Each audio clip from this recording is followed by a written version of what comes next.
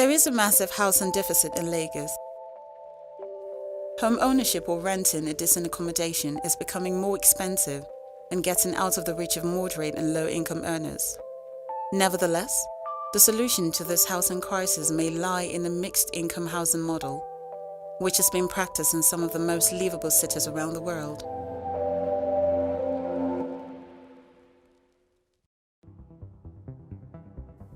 Ikoyi is one of Lagos' affluent residential areas known for its wealthy residents with very expensive real estate. In fact, the south of Lagos plays host to numerous affluent residential areas such as Victoria Island and Lekki, which provide comfortable and luxurious living spaces exclusively for high-income households. In such areas, a comfortable 3-bedroom housing unit can cost as much as 150 million naira, approximately $300,000. Making it unaffordable for the majority of Lagos residents, who are made up of mostly moderate to low-income earners. Therefore, they are forced to move into neglected settlements, which often lack basic social amenities and infrastructure. Unfortunately, in Lagos, there is a steady rise in gentrification. That is, the displacement of the urban poor with wealthy residents. And these low-income residents face constant threats of losing their homes with no guarantee of decent and affordable living. This is a reflection of the inadequacy of existing urban development policies in Lagos to cater to low-income residents, which has reinforced the culture of social segregation and gentrification. For example, most low-income groups do not have access to formal title deeds, which is a major prerequisite to gain permission for housing development. Government-approved architectural plans mostly require plots above 200 square meters, which do not consider the peculiarities of low-income communities where available plot for a household could be as low as 85 square meters. These stipulations make it impossible for the development of affordable housing for low-income earners. Also, if you look at recent housing projects undertaken by the Lagos State Government, the public-private partnership housing delivery model and the organized private sector built housing, the pricing of a housing unit is by no means affordable by many moderate and low-income earners. For example, a 2-bedroom apartment built under these so-called affordable housing schemes ranges anywhere from 8 million naira to 23 million naira, depending on the location. This is the reason why the Lagos State Government needs to adopt the proposed legislative bill for mixed-income housing. The proposed mixed-income housing bill would not only potentially decimate the housing deficit in Lagos, but it is so socially inclusive that it is based in decent and affordable living spaces for all income level households within the same neighborhood. In other words, this bill, if passed into law, could potentially guarantee affordable living spaces for moderate and low-income earners, even in affluent areas like Ikoyi. Without intervention, the social segregation between income and class groups continues to widen, resulting in poverty concentration in certain areas and wealth concentration in others. Failures in government and public institutions to provide necessary infrastructure and services in the city have led to an over-reliance on profit-driven private developers to fill in the gap, who for profit-making's sake have to give more attention to the wealthy, triggering a rise in gentrification, where they invest in housing units that are essentially enclaves for the wealthy. Meanwhile, mixed-income housing policies challenge such prevailing ideals of class separation and encourage model designs that promulgate sustainability and social mixture by providing a workable policy framework with the right financial mechanism. In other words, this bill would make it possible for Lagos residents to have access to affordable and decent housing irrespective of income level, while also taking into cognizance the financial bottom line of private developers. So, how do you determine affordability?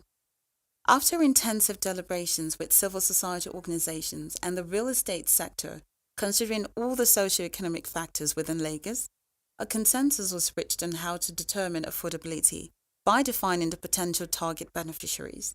According to the consensus, pricing of housing units should be within the reach of a household whose total earnings is below twice the prevailing minimum wage.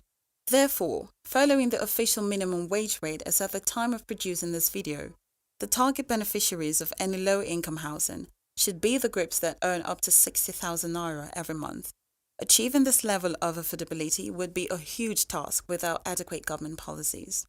There are three main proposals reflected throughout the bill, which deliberately promulgates social mixture and maintains housing affordability across different income groups. The first proposal defines the percentage allocation of housing project sites among income groups. Developers will have to allocate 20% of their housing project sites greater than 50 hectares to affordable housing schemes run by the government or cooperative groups. Within these affordable housing schemes, 15% will be reserved for moderate income earners, while 5% will be reserved for low-income groups. These income groups must be members of a government-recognized cooperative organization in order to participate in the scheme. This means that the developer will calculate the pricing scheme in such a way that the 20% allocated to the government or cooperative groups will be partly subsidized for purchases made by high-income buyers. It is important to note here that without government-led financial mechanisms and incentives, affordable mixed housing will not be commercially visible to implement due to market pressure. Such mechanisms include land subsidization by the government, low interest rates for long-term loans, tax incentives and abatements for developers adopting the mixed housing policy within their construction sites.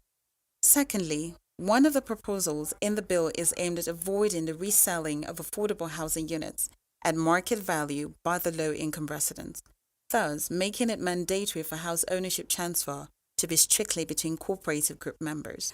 And thirdly, to address the issue of expensive land prices due to speculation, the bill proposes that undeveloped land should accrue tax relative to the value of the land every 2 years. Land speculation is one of the major factors making housing so expensive. Wealthy individuals speculatively purchase land with no plans of development, only to sell the plots later at a higher price, driving its value higher as it passes from one speculative buyer to another. Taxation would discourage such speculative purchase of land without the intention of developing. The bill also acknowledges the vulnerability of single mothers, widows, the elderly, and people living with disabilities. They are the most vulnerable groups among the lowest and low-income earners whose needs have been neglected so far and therefore need to receive special consideration in a mixed-income housing policy. Finally, the bill provides urban design guidelines that support convenience and easy navigation for low-income residents. For example, developers are to ensure that public amenities like public primary school, public healthcare clinic, and a fresh food market are within a 1-kilometer walking distance from the estate. And most importantly, the estate must be well connected to the public transport network with a dedicated bus stop within a 500-meter distance from the main entrance. Studies have shown that inclusive and equitable cities are livable, economically vibrant, and safer. Already, cities around the world are practicing this very mixed housing model. In Maryland, USA, a similar mixed housing policy is in full effect, and it obligates developers to reserve 15% of the units for low and moderate income households. In Vienna, Austria, the mixed housing policy has resulted in both the rich and the poor living in a Gemeindebau, which is a municipal subsidized public housing. It is innovative housing policies like this that makes Vienna ranked among the world's most livable city. Addressing the housing deficit crisis in Lagos requires innovative policy approaches that are socially inclusive. However, Lagos currently lacks such policies, which has further exacerbated the proliferation of neglected communities, of which its members have now become objects of victimization as they continue to remain under the threat of losing their homes and livelihood. Meanwhile, cities like Maryland and Vienna continue to prove that a shared living space among the poor and the rich is not only possible, but can also be commercially visible. For now, the Mixed Income Housing Bill is being considered for an introduction onto the floor of the Lagos State House of Assembly. The private sector, civil society members and development activists in Lagos are currently working hard to get it debated and passed into law. You too can play your part by sharing this video and joining the online conversation with the hashtag #MixedHousingForAll.